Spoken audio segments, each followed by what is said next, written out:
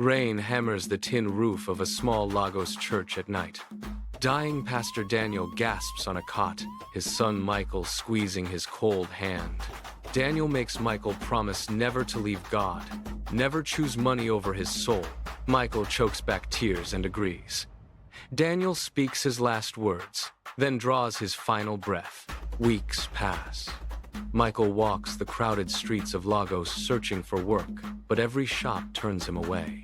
He returns home to find his mother staring at stacks of unpaid bills. When she says God will make a way, Michael snaps. He yells that his father served God his whole life. And what did it get them? He storms out into the street, furious and broken. At a local cyber cafe, he runs into his old friend Victor, who pulls up in a shiny, fancy new car.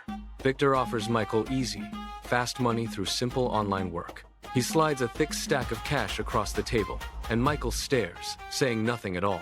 5 years later, Michael is one of the wealthiest young businessmen in all of Lagos. He owns hotels, transport companies, and sprawling real estate across the city. Reporters crowd around him, begging to know the secret of his success. He smiles and says, "Hard work and discipline." The crowd erupts in applause. In the back, retired Inspector Adeyemi stands silently, stares, and whispers, "I finally found you." Thousands fill the outdoor rally ground. The air hums with raw excitement.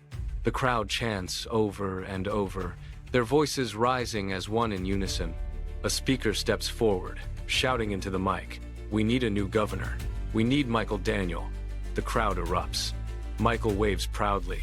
When a vision of his father flashes before him, "A good name is worth more than gold," the vision says, then vanishes. Michael's smile drops, and he looks suddenly disturbed. That night, in Michael's private office, Inspector Adeyemi walks in unannounced. Michael freezes. "Can I help you?" he asks. Adeyemi drops a thick file of evidence onto the desk. Michael's face drains of color. "I spent 10 years hunting you, leader of the biggest online fraud network," Adeyemi says. "You were careful, but not careful enough. What do you want?" Michael's hands shake. "The truth," Adeyemi says. "Your past found you." Days later, live on national TV at the governor debate, a journalist bursts onto the stage with documents. "Mr. Daniel, are these your records? Did you run the ShadowNet fraud ring?" The audience gasps. Cameras zoom in.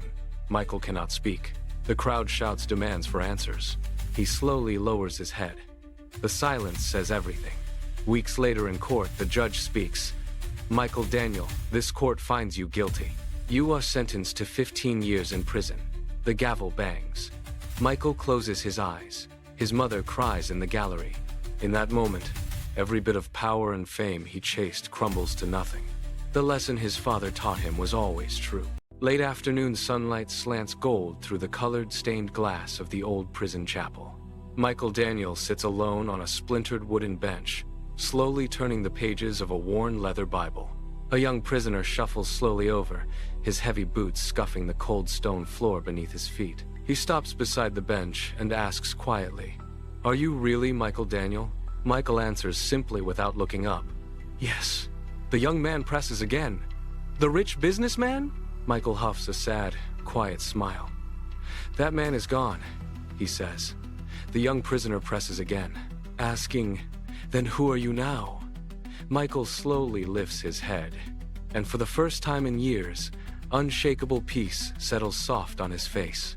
A man learning to live with the truth, and a man learning that some shortcuts lead to very long roads. In Michael's memory, his father's old voice rings clear. "A good name is worth more than gold." The young prisoner sits down quietly beside Michael. The whole chapel grows soft and still. A single warm tear rolls slowly down Michael's cheek. This time, it is not a tear of pain. It is a tear of long-awaited understanding.